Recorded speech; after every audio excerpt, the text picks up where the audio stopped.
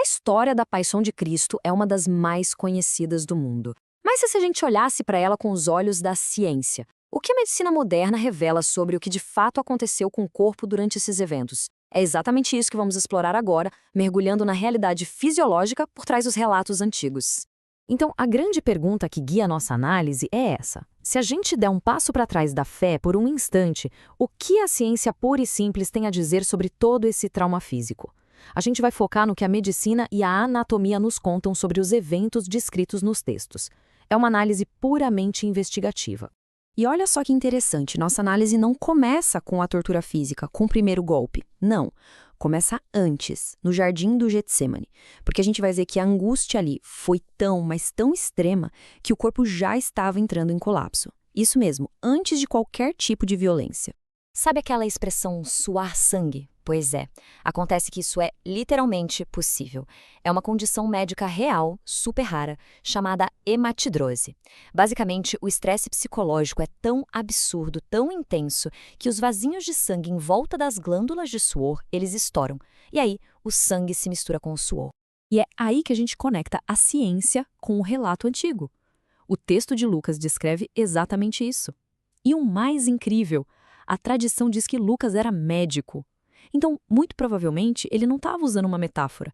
Ele estava descrevendo algo que reconhecia como um fenômeno clínico, algo que a medicina, hoje, séculos depois, pode explicar. O que isso significa na prática? Bom, significa que antes mesmo de qualquer julgamento ou tortura, o corpo já estava numa situação péssima.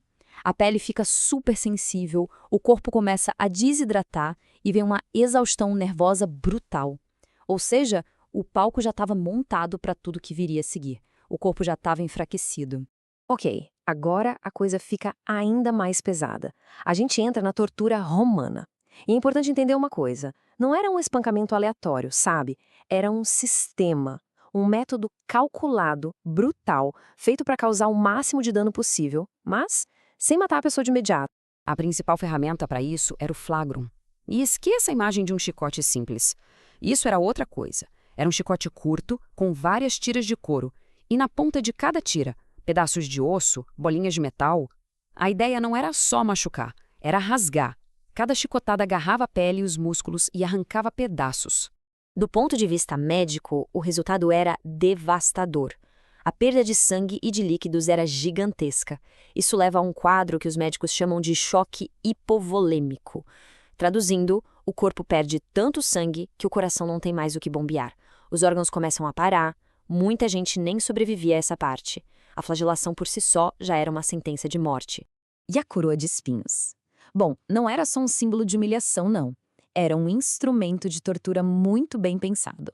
Pensa só, o couro cabeludo é cheio de vasos sanguíneos, então sangrava muito. Mas o pior é que os espinhos atingiam um nervo super importante da face, o nervo trigêmeo.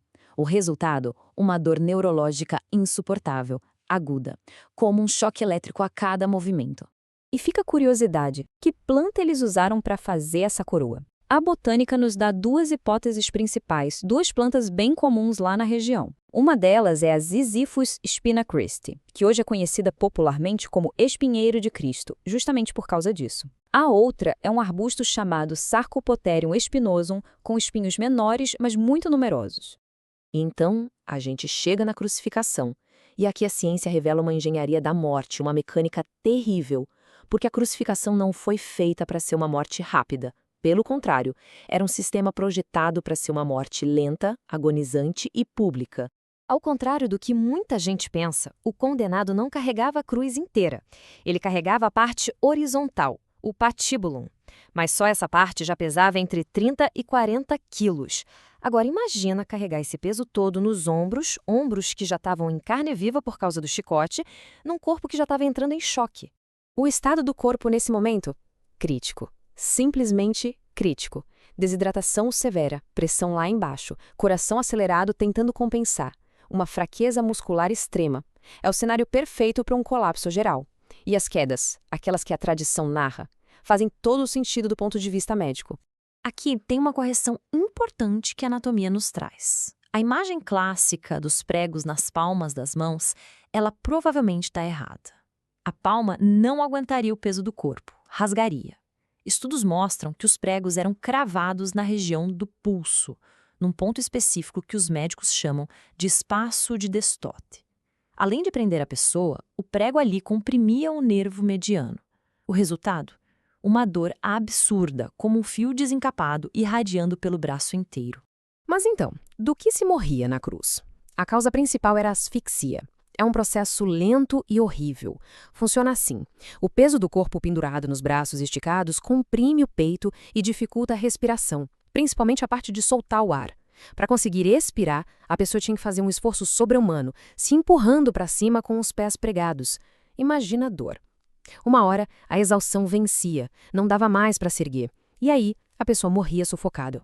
E aí vem um detalhe final, quase uma evidência forense, registrada no Evangelho de João.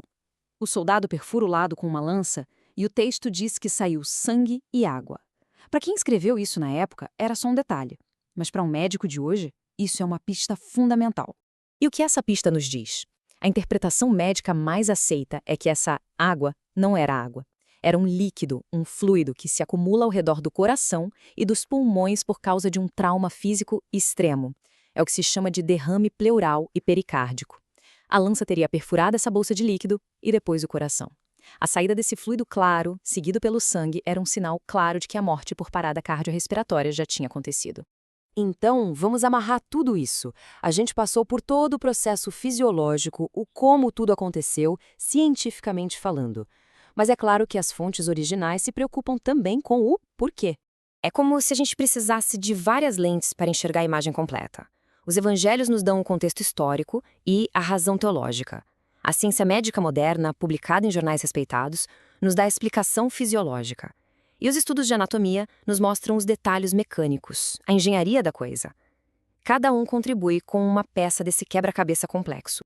Então, se fôssemos resumir a causa da morte em um laudo médico, seria algo assim: uma cascata de falhas. Começou com estresse traumático agudo, levou a uma hemorragia massiva e choque hipovolêmico, passou pela desidratação e pela asfixia progressiva, até culminar na falência cardiorrespiratória, uma morte terrivelmente dolorosa e lenta. E para finalizar, a ciência nos mostra com uma clareza brutal o como tudo isso aconteceu. A dimensão do sofrimento físico. Mas as fontes que contam essa história sempre insistem em outro ponto. Elas dizem que o mais importante não foi o sofrimento em si, mas a escolha de passar por ele, de permanecer. Isso, claro, tira a discussão do campo da medicina e leva para outro lugar. Um lugar de intenção e de propósito, que fica para reflexão.